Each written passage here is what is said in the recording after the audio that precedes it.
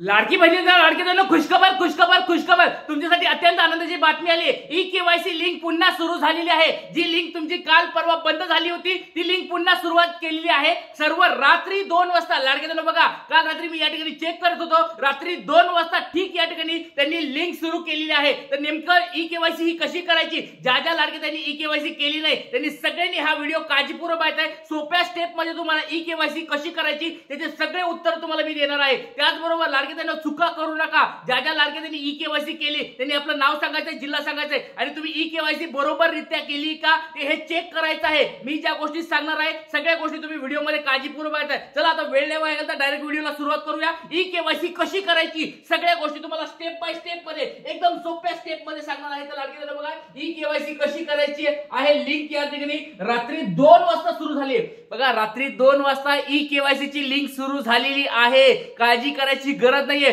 ज्या लाडक्या टेन्शन मध्ये आल्या होत्या की सर आता आमची ई-केवायसी झालीच नाही, आम्ही काय करायचं, तर त्यांच्यासाठी मी तुम्हाला काल पण सांगितलं होतं लाडक्यांनो, काळजी करू नका। लवकरात लवकर हे सर्व डाऊन आहे, फक्त सर्व ते अप होईल आणि नंतर तुमची लिंक चालू होणार आहे। तर लाडक्यांनो बघा, ई-केवायसी पुन्हा सुरू झालेली आहे आणि स्टेप बाय स्टेप कशी माहिती भरायची सगळ्या गोष्टी सांगणार आहे। तर चला सुरुवात करूया पहिल्या स्टेपला। तर व्हिडिओ काळजीपूर्वक पाहायचा लाडक्यांनो। ज्या ज्या लाडक्या त्यांनी ई-केवायसी केली आहे त्यांनी ह्या स्टेप चेक करायच्या आहेत आणि ज्या लाडक्या त्यांनी ई-केवायसी अजून केली नाहीये स्टेप बाय स्टेप सगळ्या माहिती सांगायला व्हिडिओ काळजीपूर्वक पाहायचा। सगळ्यात पहिली स्टेप लाडक्यांनो, सर्वात पहिली स्टेप नंबर 1, स्टेप नंबर 1 काय असणार आहे, लाडकी बहीण महाराष्ट्र.gov.in म्हणजे .government.in या वेबसाईट वर तुम्हाला जायचंय। तुम्ही मोबाईल मध्ये भरू शकता, तुम्ही लॅपटॉप वर भरू शकता ई-केवायसी चा फॉर्म, किंवा तुम्ही या ठिकाणी कॉम्प्युटर वर पण भरू शकता। कुठे पण तुम्ही भरू शकता, काही गरज नाहीये की मोबाईलच पाहिजे लॅपटॉपच पाहिजे, सगळ्या ठिकाणी तुमची या ठिकाणी होते। तर ही लिंक काय करायची, मोबाईलच्या इंटरनेट ब्राउझर मध्ये टाकायची। ती ब्राउझर मध्ये टाकल्यानंतर तुम्हाला असं वेबसाईट तुम्हाला दिसणार आहे, असं पेज तुम्हाला दिसणार आहे। त्या पेज मध्ये बघा, इथं ठळक शब्द दिलेला आहे, मुख्यमंत्री माझी लाडकी बहीण योजनेच्या लाभार्थी ई-केवायसी प्रक्रिया पूर्ण करण्यासाठी येथे क्लिक करा।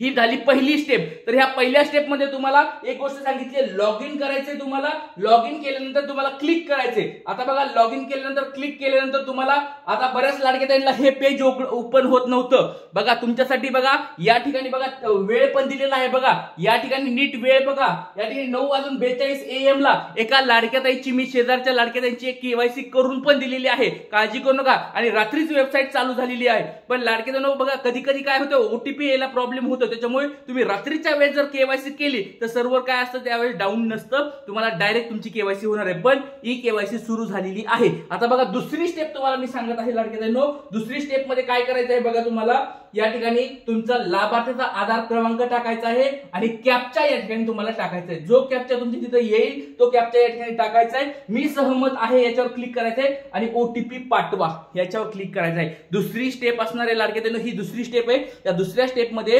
तुम्हाला ज्या महिलेची ई-केवायसी करायची आहे तिचं आधार कार्ड नंबर टाकायचा आहे आणि कॅप्चा टाकून या ठिकाणी मी सहमत आहे वर क्लिक करून ओटीपी पाठवावर क्लिक करायचं आहे। दुसरी स्टेप खूप सोपी आहे, तुम्हाला सगळ्याला समजले लाडक्यांनो। आता बघा दुसऱ्या स्टेप मध्ये बऱ्याच लाडक्यांना या ठिकाणी ओटीपी पाठवत या ठिकाणी गोल गोल फिरलेलं दिसेल। बऱ्याच लाडक्यांना ओटीपी फिरल्यानंतर दिसेल की ओटीपी एरर येते, सेंड करायला एरर येते। त्याच्यामुळे लाडक्यांनो त्याचे सगळे उत्तर मी तुम्हाला देणार आहे। पण ई-केवायसी कशी करायची अगोदर ते सांगतो आणि तुमच्या उत्तरावर प्रॉब्लेम जे होतात त्याच्यावर उत्तर शेवटी देतो। चला, दुसऱ्या स्टेप मध्ये कोणाला काही अडचण आहे का कमेंट बॉक्स मध्ये विचारायचं आहे। ई-केवायसी तुम्ही अशीच केली का सगळ्यांनी कमेंट बॉक्स सांगायचं आहे। बघा, अनेबल टू सेंड ओटीपी, बघा सकाळच्या पण टाइमला एकदा हे प्रॉब्लेम आला होता, पण आम्ही डबल एकदा चेक केलं तर ते ई-केवायसी पूर्ण झाली। त्याच्यामुळे असं जर तुम्हाला काही प्रॉब्लेम आला, बऱ्याच लाडक्यांना असं होतं की एरर येतो, अनेबल टू सेंड ओटीपी होतं आणि त्याच्यानंतर परत त्यांना ओटीपी पण जातो, पण ह्या ठिकाणी हे सेशन बंद झालेलं असं।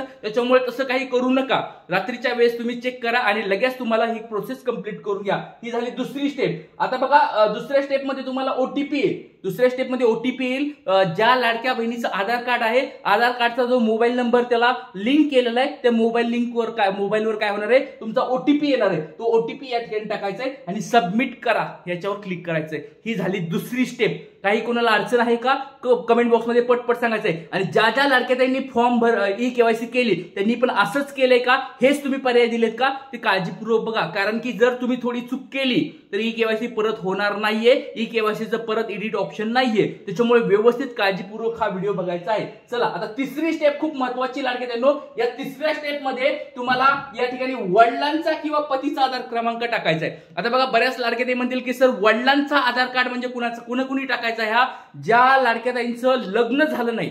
बघा लक्षात घ्या, नीट लक्षात घ्या, ज्या लाडक्या ताईंचं लग्न झालं नाही त्यांनी आणि ज्या विधवा आहेत त्यांनी, या दोघींनी काय करायचंय, वडिलांचा आधार कार्ड नंबर टाकायचा आहे. आणि पतीचा आधार कार्ड कुणी टाकायचं आहे, ज्या ज्या लाडक्या ताईंचं लग्न झालेलं आहे त्यांनी पतीचा आपला आधार कार्ड नंबर या ठिकाणी टाकायचा आहे. आधार कार्ड नंबर या ठिकाणी टाकायचा आहे.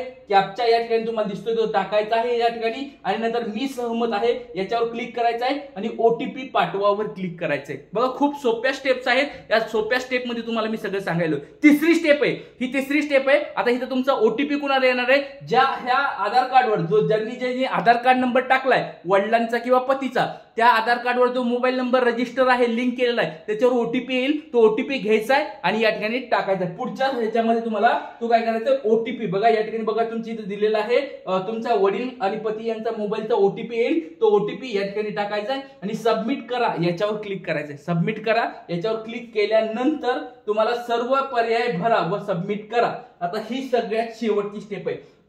आता बघा लाडक्यातांनो, बऱ्याच लाडक्यातांनी इथं चुका केलेल्या आहेत. आता नीट लक्षात घ्या लाडक्यातांनो, ही चौथी महत्वाची आणि शेवटची स्टेप आहे. ही जर तुम्ही चुकवली किंवा ह्याच्यामध्ये काही तुम्ही प्रॉब्लेम केला तर तुम्हाला पैसे भेटणार नाहीत. लक्षात घ्या लाडक्यातांनो, एक गोष्ट लक्षात ठेवा, कारण की जर डेटाबेस मध्ये त्यांनी डायरेक्ट सिलेक्ट केलं, कोणी होय केले, बघा या ठिकाणी वडिलाचं पतीचं नाव तुम्हाला या ठिकाणी टाकायचंय. जात प्रवर्ग म्हणजे तुमची जात वगैरे व्यवस्थित टाकायची, जी तुमची जात आहे ती जात वगैरे या ठिकाणी व्यवस्थित टाकायची आहे. आणि त्याच्यानंतर बघा या ठिकाणी काय लिहिलंय बघा, तुमच्या घरामध्ये कोणी सरकारी नोकरदार कार्यरत नाही किंवा निवृत्ती वेतन घेत नाहीत. त्याच्यामध्ये हो, तुमच्या घरामध्ये कुणीच घेत नाहीत म्हणजेच होय या ठिकाणी काय करायचं, होय लिहायचे. बघा सगळ्यात महत्वाचं होय हा पर्याय सिलेक्ट करायचा आहे. सगळ्यात महत्वाचं इथं होय सिलेक्ट करायचंय. आणि माझ्या कुटुंबातील केवळ एक विवाहित आणि एक अविवाहित महिला योजनेचा लाभ घेत आहे, या ठिकाणी पण होय असं हा पर्याय सिलेक्ट करायचा आहे. दोन्ही ठिकाणी होय होय हा पर्याय सिलेक्ट करायचा लाडक्यातांनो. कुणी हे दोन्ही केले कमेंट बॉक्स मध्ये सांगायचंय. ज्या ज्या लाडक्यातांनी ई केवायसी केली आहे त्यांनी आपलं नाव सांगायचंय, जिल्हा सांगायचंय आणि तुम्ही या ठिकाणी होय होय दोन्हीकडे पण लिहिलंय का. जर दोन्हीकडे होय होय लिहिलं असेल तरच तुम्हाला पुढची या ठिकाणी हप्ते भेटायला सुरुवात होणार आहे. कारण की लक्षात घ्या लाडक्यातांनो, जर डेटाबेस मध्ये आता तुम्ही म्हणताल की सर आधार कार्डवरून वगैरे काही चेंज होईल का वगैरे, ते एडिटचं ऑप्शन नंतर आलं तर ते बघूया. पण याचा सरळ अर्थ काय होतो लाडक्यातांनो, बघा एक गोष्ट लक्षात ठेवा, तुमच्या घरामध्ये सरकारी नोकरदार आहे असं जर तुम्ही लिहिलं की हो माझ्या घरामध्ये सरकारी नोकरदार आहे, इथं या ठिकाणी तुम्ही जर नाही केलं तर या ठिकाणी काय होणार आहे, असं समजलंय की तुमच्या घरामध्ये कोणतरी सरकारी नोकरदार आहे, तर मग तुम्हाला या ठिकाणी डायरेक्ट बाहेर काढलं जाणार आहे. कारण ती पात्रताच नाहीये.